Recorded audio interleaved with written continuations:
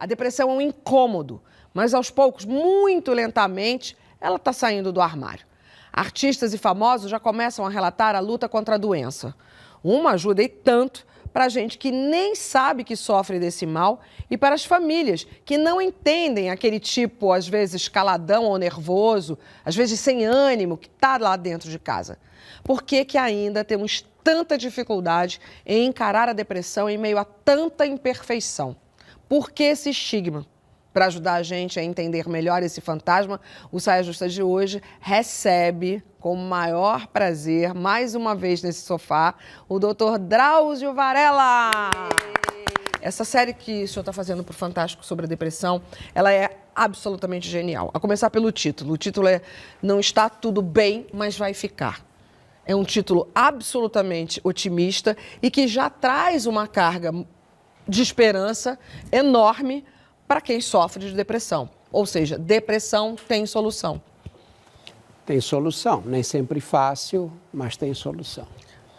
E nem sempre fácil porque a maioria das vezes as pessoas não reconhecem o que é um quadro depressivo, né? É muito comum você ter isso em famílias, uma pessoa que vai ficando triste, vai se desinteressando das coisas e a família não entende, fica cutucando. Não, você tem que reagir, vamos no aniversário do sobrinho. Uhum.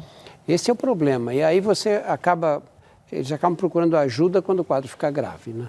Não, na verdade, não é maldade das pessoas. Não. É por querer ajudar e por falta de conhecimento, acabam não se diagnosticando ou não procurando ajuda para aquele estado que a pessoa está. Eu acho que são tem dois lados dessa questão, Astrid. Primeiro, a gente gosta de estar perto de pessoas alegres, né? Uhum. Pessoas alegres, para cima, otimistas, né? Que contem piadas, que a gente dê risada perto deles. A gente tem prazer de estar do lado de gente assim. É mais fácil. Mais fácil, né?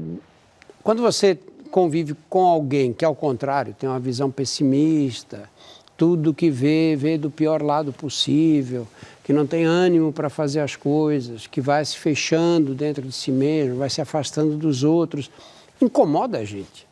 Incomoda. Pô, ele está sempre assim, está sempre triste, está sempre chateado. E as pessoas se afastam. E aí acabam deixando aquele que está deprimido ou que está entrando num quadro depressivo mais solitário, o que agrava a depressão.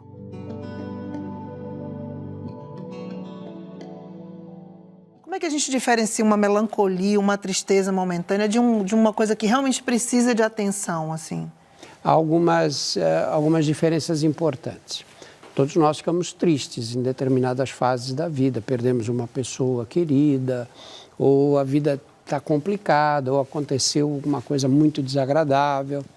Mas quando você enfrenta essas fases de tristeza, você não perde o interesse por tudo. Uhum. Você está triste, mas você faz o seu trabalho, você vai, não tem uma queda de rendimento no trabalho, você consegue tocar o dia a dia bem. No caso da depressão, você está triste, mas a tristeza é profunda mesmo, ela te atinge assim no fundo da alma. Ela imobiliza, né? Imobiliza, você não consegue ver nada de bom, você olha tudo que está acontecendo na sua vida, embora possa estar tudo perfeito, você não consegue ver um lado bom. E surgem sintomas aí, que são de cansaço, alterações do sono, alterações de apetite, às vezes a pessoa perde a fome, outros comem demais, uns dormem pouco, acordam no meio da noite, não conseguem mais dormir, outros têm hipersônia, né? Dormem e ficam até... É um conjunto São vários sintomas, então não existe só um sintoma só, porque geralmente a gente tem uma ideia de que é só a tristeza, né? Como você começou falando, é tão difícil reconhecer um quadro de depressão, e principalmente quando vem de uma pessoa até que tem muita vitalidade. E quando essa pessoa começa a ficar triste, você fala, não, isso não é depressão, ela está triste, está passando por um momento triste. Existe um tempo, tipo assim, 2 semanas de muita tristeza, isso seria uma pergunta. E a outra seria o seguinte, existem vários tipos de depressão, os sintomas são muitos, como você falou, né? Olha, você tem, em geral, os critérios que os psiquiatras usam é esse, 2 semanas. Quer dizer, um quadro de tristeza profunda que dura mais de 2 semanas tem risco de ser um quadro depressivo. Mas isso é um critério que é estabelecido pelo psiquiatra ou por quem está atendendo a pessoa. A dificuldade nos quadros psiquiátricos, eu como não sou psiquiatra, enxergo, é o seguinte, você vem com um problema renal. E aí, olha, febre alta, faz um exame de urina, você identifica uma bactéria lá, fala, olha, isso aqui é uma pielonefrite. Você tem um critério diagnóstico. Se você for a 10 médicos que fizerem a mesma coisa, os 10 vão encontrar, vão comprovar que você tem essa protocolo pielonefrite. Ali que chega naquela conclusão. Lógico. Na psiquiatria não é assim. Na psiquiatria, o diagnóstico primeiro, em geral, não pode ser comprovado. Não é comprovado por exames laboratoriais, por nada. Depende da interpretação do outro. No caso, o médico, né? Ou psicólogo. Depende da interpretação do outro. É o outro que vai dizer se aquele quadro é uma depressão. Então, o critério varia muito. Você pode estabelecer um critério mais rígido, pode ter um critério mais elástico. As pessoas dizem... mas isso hoje todo mundo tem depressão e no passado ninguém tinha. Acho que nós sempre fomos muito deprimidos. Ou não? Lógico. Só que ninguém sempre tivemos, né? Pode ser que o mundo que nós vivemos hoje, tá legal, características... Mas é uma doença estigmatizada, porque é uma doença... E o fato de ser uma doença estigmatizada, as pessoas não procuram tratamento por isso? Isso dificulta? Exatamente. Porque, na verdade, o que é? É um transtorno mental. Não é uma coisa que você tenha um substrato orgânico, mensurável, diagnosticável. Mas, muito embora, eu vi na série, existem algumas substâncias que são afetadas, que podem afetar e levar para o quadro de depressão. Mas dopamina... Esse é o problema todo, porque, na verdade, existe uma série de alterações, porque como é que se comunicam os neurônios no cérebro? Né? Eles são até 1 bilhão de neurônios. E eles se comunicam uns tocando os outros, né? Que são as sinapses, né? Quando os pontos que um encosta no outro. E a informação que sai de um, passa por essa sinapse e vai para o outro. Nessa sinapse há uma série de substâncias químicas. A gente chama de neurotransmissores. São os neurotransmissores que fazem essas conexões. Se você tem uma alteração química qualquer, que acontece, a gente não sabe por quê, que esses neurotransmissores deixam de fazer essa transmissão adequadamente, aí você você perde o controle. E não há exame clínico tipo, que meça essas substâncias. Eu li uma frase pensando sobre essa coisa de depressão e nessa dificuldade de identificar, né? Tem uma frase do livro do Andrew Salomon, né? Do Demônio do Meio-Dia, que ele fala assim... a depressão não é a ausência de felicidade, é a ausência de vitalidade. Então, talvez, né, se a gente pensar por esse lado, é uma coisa mais de observação mesmo do ser humano do que de análise clínica, né? Quadro. A pessoa perde a disposição, sabe? Ela se sente cansada.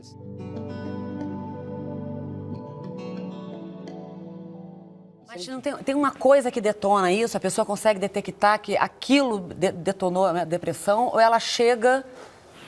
É consequência de um acúmulo de coisas que aconteceram na vida da pessoa. Eu fico pensando nisso. Será que a gente consegue detectar? Acho que deve ter gatilhos, né? Gatilho. Acho que deve ter, né? Uns gatilhos. Né? Olha, nem sempre tem. Nem sempre, ai que medo. Nem sempre tem.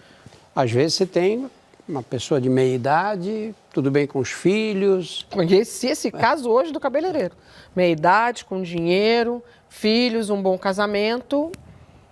E no fundo do poço, no fundo do poço. Olha, mulher na menopausa, típico, né? Mulher entra na menopausa, vai chegando aquela fase, começa a ter aqueles calores, se sentir meio inadequado. Mas esses seriam os tipos que estão ali dentro de um grupo que a gente possa imaginar. A depressão pós-parto, essa menopausa que não é fácil da gente passar por cima, superar... atravessar ela, a adolescência. São os desequilíbrios químicos, né? Naturais, hormonais, talvez. Esses momentos seriam os mais fáceis da gente, hoje em dia, detectar um quadro de depressão. Sim, mas pode acontecer completamente fora do caso. Existe carga genética? Tipo, teve na família? Existe. Existe. Calma aí, esses transtornos. Começa. Todos esses transtornos psiquiátricos, você tem uma incidência maior em certas famílias. E se você tem mãe com depressão, pai com depressão, em vários casos, tem que ficar esperto, né? Ficar esperto e tentar fazer coisas que evitem entrar nesses quadros. A saber, você tem que evitar álcool, por exemplo. Porque o álcool tem um efeito euforizante. Para quem tem essa tendência à depressão, é uma maravilha, né? Sim. Muitos casos de alcoolismo, as pessoas chegaram ao alcoolismo por causa da depressão.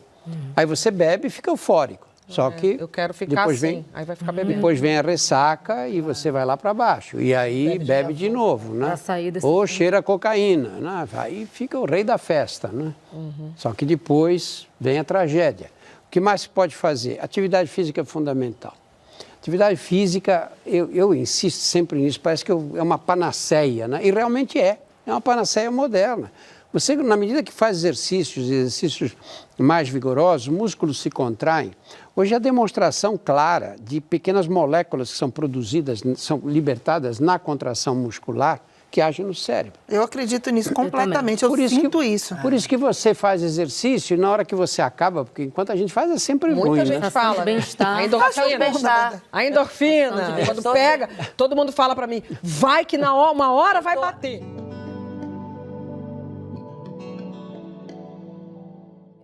Porque eu percebo de muitas pessoas ok, tenho depressão. Primeiro, qual é o primeiro passo? Além de, claro, buscar ajuda médica, E porque eu sei que tem uma adaptação ali do medicamento, até você encontrar o medicamento certo. Tem um tempo, né? Até você conseguir se adaptar com o medicamento que vai te fazer bem. Desculpa, gente. Não é rápido, né? Normalmente, assim, simplificando bastante, a gente diz o seguinte: quando você tem um quadro depressivo que é diagnosticado rapidamente, numa fase bem inicial, 2, 3 semanas, a pessoa está naquela tristeza, se queixando que não tem disposição para o trabalho. Muitas vezes só a psicoterapia já ajuda. Resolve o problema. Lentamente, não é de um dia para o outro. Quando você tem quadros de depressão mais profunda, os psiquiatras acham que tem que dar antidepressivo. E hoje nós temos diversos antidepressivos. O antidepressivo tem 2 dificuldades. A primeira é que eles têm efeitos colaterais, lógico, né? Secam a boca, às vezes alteram o comportamento sexual, perda da libido, né? Enfim, tem uma série de, às vezes, um pouco de tontura. Aí a pessoa começa a tomar. Não vê melhora nenhuma, mas sente os efeitos colaterais. E aí, estou com a boca seca, estou me sentindo tonto e continuo igual. Estou pior do que eu estava antes, que antes eu não tinha tontura nem boca seca. E aí, para de tomar. Porque ele leva, no mínimo, 2, 3 semanas para começar a agir. O efeito colateral vem antes. Acumulando o remédio para poder dar efeito. Para ir começar a agir. E aí começa a agir e também começa lentamente. Ninguém sai em 2, 3 semanas. Tanto que os psiquiatras costumam manter esse tratamento no mínimo 6 meses.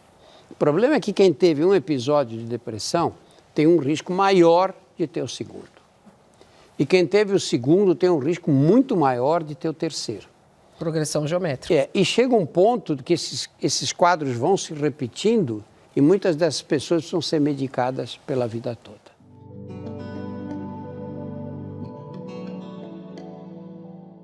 Porque tem um estereótipo da pessoa depressiva, né? A gente sempre acha que é alguém que é triste, que gosta de ficar isolado, mas muitas das vezes é uma pessoa que é muito feliz, que é muito alegre, é uma pessoa que é muito colorida, uma pessoa que está sempre falando de coisas boas, mas que pode estar passando por algo que ninguém imagina. Eu imagino que deve ser muito difícil também, porque fica ali um lugar de você sempre ter que ser feliz. E quando eu vi alguns artistas, o Whindersson, que é um humorista, que falou que estava com depressão... Não, você comentou até a Paula Fernandes. Paula Fernandes, mas a Paula, ela é mais quietinha, ela tem um jeitinho mais tímido. É aquele cara que produz mas o Whindersson humor produz alegria, ele vende humor. E aí, quando ele chegou, todo mundo, nossa, as pessoas ficam... Porque tem esse estereótipo de achar que só é aquela pessoa que está triste, que gosta de ficar isolada, que gosta de poesia. E não, pode atingir qualquer pessoa. Né? Você conhece o Baco Exu do rap? Eu conheço, sim. Eu vi a sua entrevista com o Baco. Você entrevistou na série. Eu vi. Olha o Baco junta multidões, não é? Mas o Baco, ele tem um estereótipo de depressivo. Ele fala nas músicas de bipolaridade, da depressão dele. Eu não fiquei surpresa, porque é uma coisa que ele já fala, mesmo que ele não se cuide ainda. Eu fiquei surpresa dele ainda estar no processo. Né? É porque eu acho que ele transformou isso em arte e aí isso vai te retroalimentando, porque você vai precisando estar nesse estado para poder fazer as suas músicas. Então, eu acredito que ele esteja nesse processo de se retroalimentar da depressão. É isso? É isso? É possível? Não sei, não conheço pessoalmente assim muito. Eu conversei um bom tempo com ele. Mas ele tem umas fases duras que ele diz, olha, não consigo sair da cama de manhã. Eu tive um doente que dizia assim, olha, quando ele tinha tido várias depressões, ele era um homem muito intelectualizado, professor de literatura, ele dizia, eu acordo e digo, eu tenho que sair da cama. Eu só saio da cama porque ficar deitado também é ruim, porque eu não tenho vontade de sair da cama. E aí eu penso o seguinte, bom, provavelmente vou começar a tomar remédio agora e vou melhorar. Se eu não soubesse que eu ia ser medicado e que ia sair dessa crise, eu tinha terminado a vida, porque não ia viver assim, não vale a pena. Não quer. A gente não consegue entender o que é isso. Porque... Quantas pessoas não conseguem compreender que vai conseguir sair? Por isso, voltamos lá no começo. O nome da série é Absolutamente Feliz, porque tá ruim, mas vai ficar melhor. Pode ficar melhor, vai ficar melhor. E o importante é dar o primeiro passo. Quando você pergunta qual é o futuro, o próximo passo. O primeiro passo é se reconhecer e contar com a ajuda da família. Porque no final da história, é uma família também que fica doente. Essa conversa ainda não acabou. Comentando aqui embaixo, você também participa. E curtindo e compartilhando, você chama mais gente para o papo. Toda semana tem vídeo novo. Então se inscreve e ativa a notificação que a gente avisa quando o próximo estiver no ar.